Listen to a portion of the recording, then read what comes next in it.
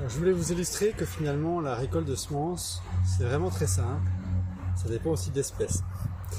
De manière générale, quand on veut nettoyer des graines qui sont dans des organes secs, finalement qui sont nus, qui s'assèchent assez rapidement, eh bien il y a une opération par laquelle il faut commencer pour les nettoyer, c'est le battage. En tout cas, il y a une action mécanique qui permet de séparer la graine de l'organe ou éventuellement d'autres parties de la plante. Ici, j'ai des graines de salsifis et j'ai aussi des graines de scorsonère. Alors vous voyez, c'est vraiment deux espèces très proches qui font partie de la même famille, les Astéracées. Elles présentent des soies un petit peu comme le pissenlit. Et l'opération de battage ici n'est pas vraiment nécessaire. Il faudrait plutôt frotter les soies entre ses mains, les soies et les graines. Et donc dans ce cas-ci, il faudrait juste frotter entre ses mains comme ceci, ce qui permet de vraiment casser la petite tige qui relie la soie à la graine. Et je travaille peut-être pendant 1 minute ou 2, ça dépend un peu de la quantité qui a été récoltée. Ici c'est quand même deux récoltes normales, on va dire, pour moi. Mais voilà, qui me prennent peut-être 1 à 2 minutes pour juste les retirer à la main.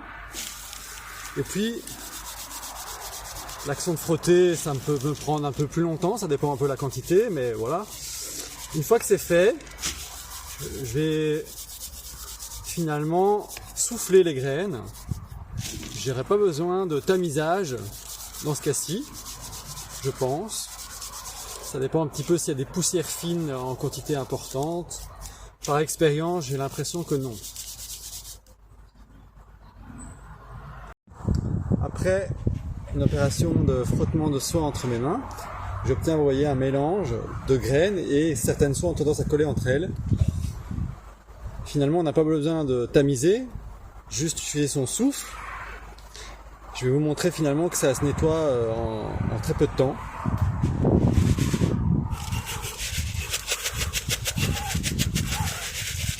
Donc l'idée est quand même d'un petit peu faire sauter les graines aussi.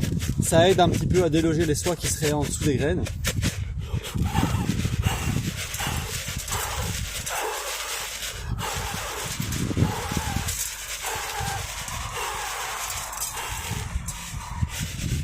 Il y a quelques graines qui tombent. Ça peut encore arriver que certaines soies soient attachées à quelques graines. C'est pas très grave, hein. C'est peut-être une petite vingtaine comparé à des milliers.